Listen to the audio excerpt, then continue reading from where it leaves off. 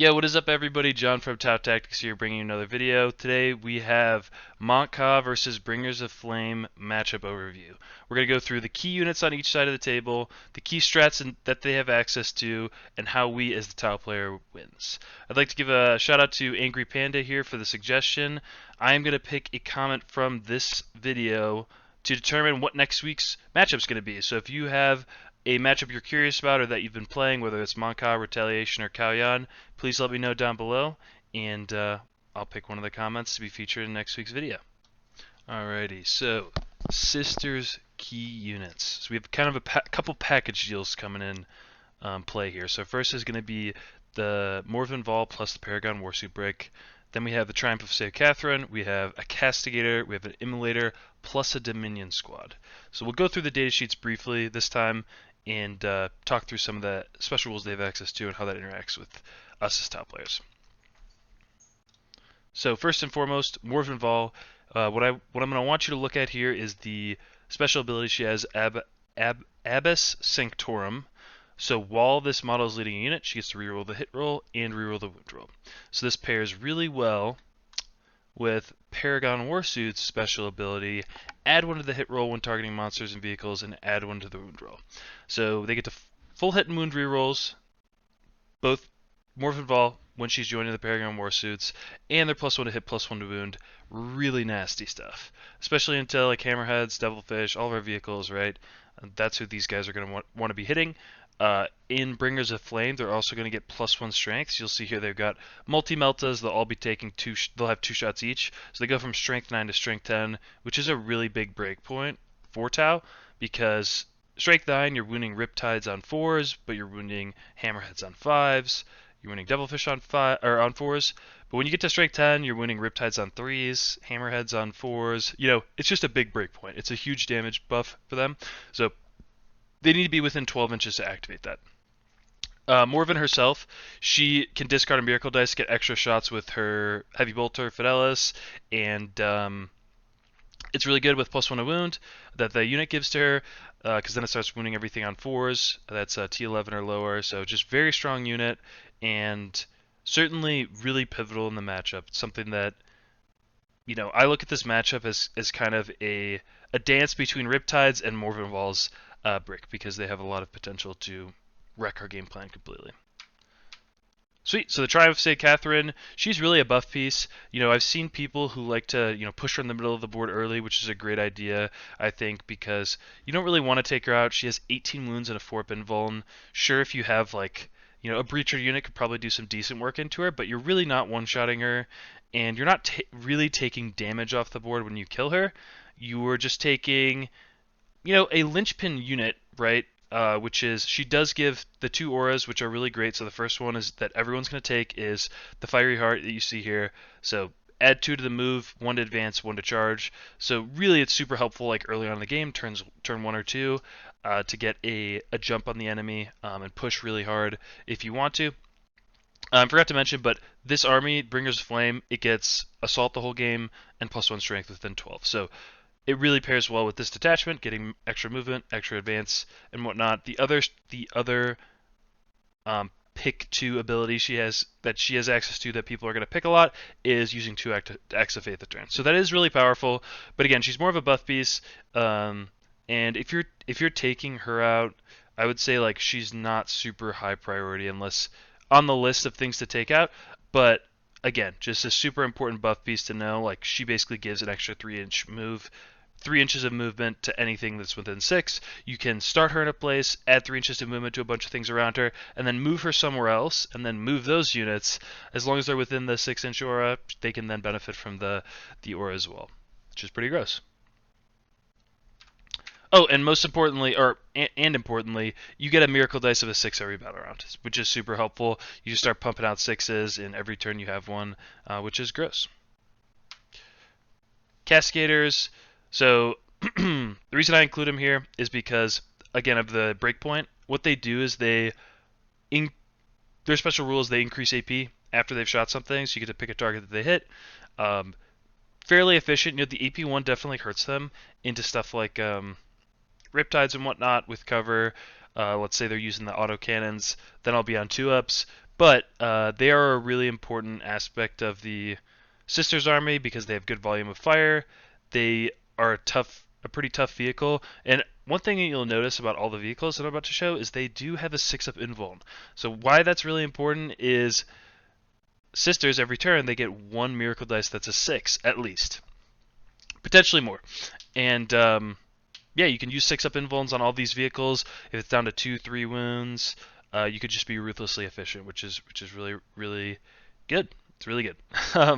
So this is the Cascader. Again, just a solid unit, something that can push up the flanks, just like we like to do with Riptides. Has 3 OC, has some really decent shooting, has some good volume of fire. Just a solid unit overall. Next is going to be the Immolator. So this is something to watch out for. It pairs well with the Dominion unit.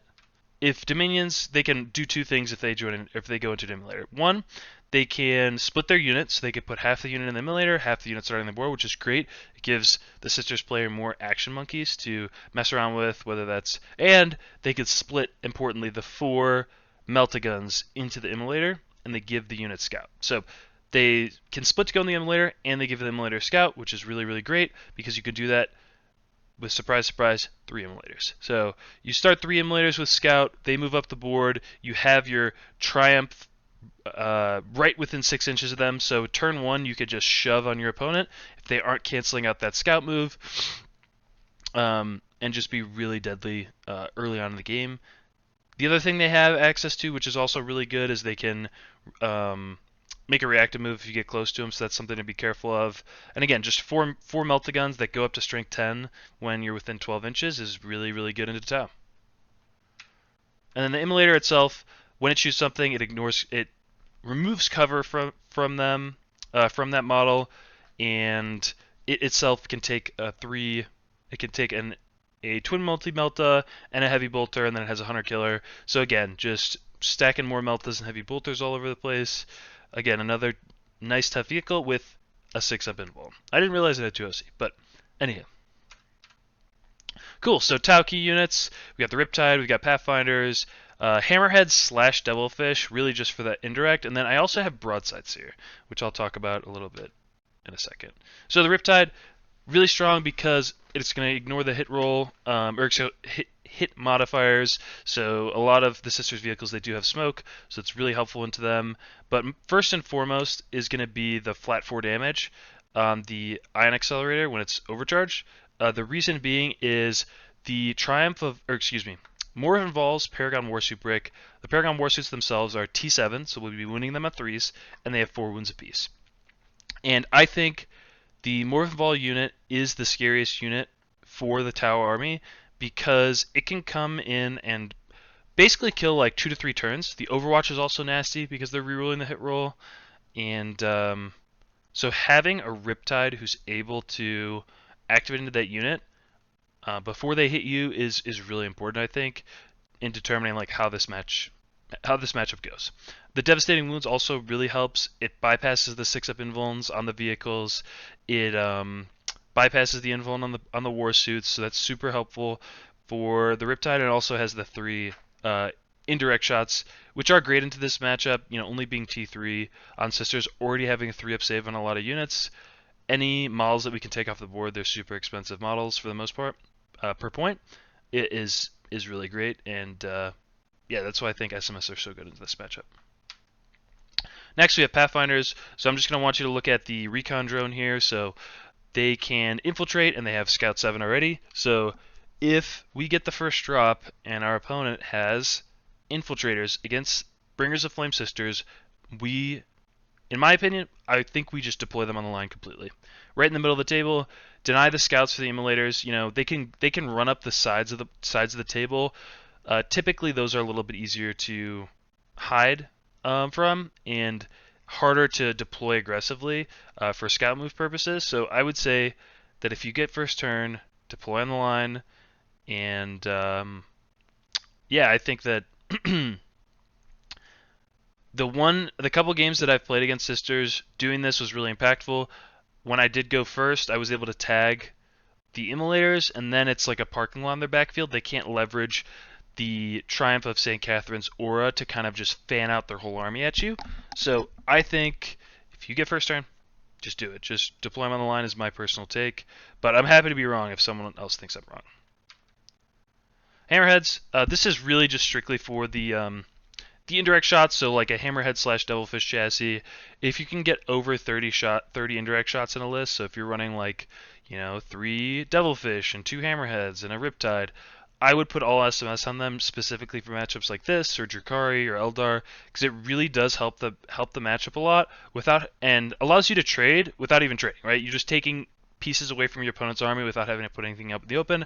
I think that is really important to this matchup because just alluding to the thumbnail here, I don't, I've had people tell me that Tau is favored, but I just don't personally believe them. And I'll go into why a little bit later on in the game and talk about what the game plan is. But yeah. Anywho, broadsides. So I think broadsides are really good in this matchup for because they have a volume of fire of dev wound guns and just like volume of fire of strength 12 in general. A lot of the sisters vehicles are T10 or T11, and having stuff that can proc devastating wounds to ignore that 6-up invul is really strong. If you take the seeker missiles on a 2-man unit of broadsides, they'll have 6 shots that are going to be d6 plus 1 damage. You can take the weapon support system, which I recommend, to ignore hit modifiers. So if they pop smoke against you, you're just ignoring it. And then they also have, you could take them with smart missile systems. I probably wouldn't. I would take that weapon support system and probably the seeker missiles. And then you could also take, if you really wanted to, you could take the twin smart missile systems to get more volume of fire with the unit. Just a quick reminder, if you're enjoying today's video, I would really appreciate some support. Like the video, comment what matchup you'd like to see next, to be potentially featured in next week's video, and subscribe. With the September balance data slate coming up soon, I'll be pumping out a lot of content on where I'm going to predict Tau's going to be in the meta, who's going to be the meta boogeyman moving forward, and how we're going to pair into those matchups. So thanks again for all the support lately, and let's get right back to the video. Key sister strats in place to be aware of. First and foremost is going to be the Vol and Paragon Overwatch. Because they have full hit rerolls, they're +1 to hit, +1 to wound. I would be most scared of it personally in the very beginning of the game when you are moving a breacher unit or a pathfinder unit up to move block the immolators, because she can just delete the whole unit, ruin your game plan, and yeah, just kind of like open up the army to the rest of the, moving up the rest of the table. So that could be really gross. Same thing with vehicles. It can just smoke a vehicle. Next is going to be Armor Contempt. This matters into anything that you're shooting that has a 2-up save, like the Paragon Warsuits, and their vehicles, I believe, have 2-ups. Let me check real quick, because we have the data sheet. Nope, they have 3-ups, but against the Paragons, it would be helpful. Cool. Next is going to be advancing the transport, getting out and still shooting. So again, this is something that you should be asking your opponents, hey, what's your threat range? That's something you should be on the whole game about, is tell me what your threat range is if you include the Triumph, and always assume that they can auto advance 6. Because unlike us, where we have to spend a CP to auto advance 6, they can just use Miracle Dice. When you get to turns 3, 4, and 5 of the game, they should have multiple Miracle Dice that are 6s that they could just flip and auto advance. So immolators, castigators, whatnot, they can start moving something like 19 inches. Morphin Vol's unit could start moving real far as well. So something to note, especially for the advancing the transport getting out, because they can, advance the transport towards the edge of a ruin, pop the guys out on another side, and shoot something that's in the ruin. So it's still pretty gross, or it's pretty gross as far as strats are concerned. Next one is after you shoot a transport, like let's say I shoot a Riptide at an immolator, you can dump the squad out to shoot back. So this one's a little bit niche, but I would say that just something to be careful of if you're, like for example, I remember getting area denial one time. I was playing a Sisters player, and I just threw a Melt-A-Shot at an immolator because I was like, screw it, like this can't hurt anything. Maybe I'll get the Melta through. Maybe I'll put some damage on this immolator. And my opponent was able to get his unit up behind like a middle ruin, still shoot me for free, and I believe I had 1 wound left at the end of it. So I got away from that super lucky. So I would just say be careful when you're up close just throwing random shots at stuff, at immolators and whatnot. You could get punished really hard for it if the Sisters player is watching out for it. Next is going to be recycling Miracle Dice. So one thing that I've seen Sisters players do is they get a bunch of bad Miracle Dice, and each of those Dominion squads, I believe they get 2, someone might have to correct me on this. At least definitely one, but maybe two. They're called, I believe, simulacrums, and basically they can just use a miracle dice and re-roll. After they use one, they can recycle one essentially for free. And so what they can do is if there's a unit in the back that's just standing on their objective, they'll just burn a one to advance and just stay in the same spot and recycle a miracle dice. So there's lots of ways that they can do that just to get free miracle dice. A lot of the infantry units have one, and then if they're standing on an objective on a 4-up, they get a miracle dice. So just super gross. Already mentioned Triumph. Those are her buffs. They're super strong. Something to be careful of at all time. And then scouting immolators as well as can be really gross. And again, just helps the absolute insane movement of this army. More insane than ours, to be fair, in my opinion. Next is going to be key Tau strats in place. So first and foremost is going to be the full hit reroll strat. I think this will be pretty solid to Morven Val's unit and any of the higher toughness vehicles that they have. Next is going to be the auto advance 6. Just like always, we're going to be pressing this button all the time to make sure we can get to angles, score secondaries, deny primary, whatnot, especially with breachers. And then key plays. So one weakness of the Sisters army is there's not a lot of fly around the army, so they are very prone to move blocks, which is really great. And then I think reserving a Riptide in this matchup is really good. The reason being is, like I mentioned before, you want to get that shot on the Morven Vol unit, and reserving a Riptide so you could potentially like rapid ingress on a board edge and guarantee an activation into Vol's unit is really great. Then lastly, mass SMS. If you get above, I would say the magic number for me is 30 total shots with SMS, then I would take it across all the platforms that can. That way you can start picking up, 5-man units. That's usually the break point where you're starting to pick up, take away 5 wounds per turn, which again, the less units that the Sisters army has to play with, the better for shenanigans and whatnot. Alrighty, so how do we win? And I briefly want to talk about who's favored in this matchup because I think and kind of like how you can win in list building as well, because I think that's important. I've had a lot of people tell me that Tau is favored in this matchup. I respectfully disagree. The reason being is because Sisters gets access to their army rule the whole game, so we only get it turns 1 through 3. They get it 1 through 5. They have they're faster than us. They do have the buff to strength is really helpful in the Tau matchup because Meltas are strength 9. Everything going to strength 10 is like a massive damage increase into mechanized Tau. So going into list building, I think mechanized Tau in general, Mont'ka included, has a rough time into Bringers of Flame Sisters, especially when they're running a lot of Meltas, multi-Meltas and whatnot. But I think there's a list out there that runs a lot of breachers, whether that's Kalyan or Mont'ka, I'm not sure which one would be better, that I think would do really good when it's teched into Sisters. The reason being is a lot of the Sisters lists skew, I would say, more towards anti-vehicle, anti-monster, as opposed to anti-horde, and having, 30, 40, 50 breacher bodies that are -1 to wound and shooting is really tough for them to chew through. They don't have a lot of ways to reach out and touch those units, and, take them off points. Like, their melee isn't super great, except for the Morven Vol brick, so anywho, just something to think about. Another tip that I wanted to mention towards the end of the video here is because Sisters players generate miracle dice when units die, you might look at their miracle dice before you start a shooting phase and think to yourself, hey, they don't have a 6, they can't use a 6, to save an immolator, so I don't have anything to worry about. Well, if you decide to kill the 5-man Dominion squad before you activate into Morven Val's unit, or before you activate into the immolator, you're giving them an opportunity to, if you kill the unit, roll another miracle dice, potentially grab that for saving in another activation that later in that turn. So I would just say, when it comes down to the most important activations, you activate those units first so they can't generate more miracle dice to use in the most important activations. We talked about a lot of this stuff before, but I think forcing a go turn, turns 2 or 3, depending, is probably what you want to do just so that we have access to our detachment rule. I could be wrong about that one, to be honest with you. I still have to kind of test that out, but I do think forcing a go turn or having a go turn ourselves while we still have access to our detachment rule is probably generally a good idea. Next is going to be move blocking the initial push. We talked about that, shutting the scout moves, and then indirecting the scoring pieces so we can at least like take pieces off the board without sacrificing units ourselves.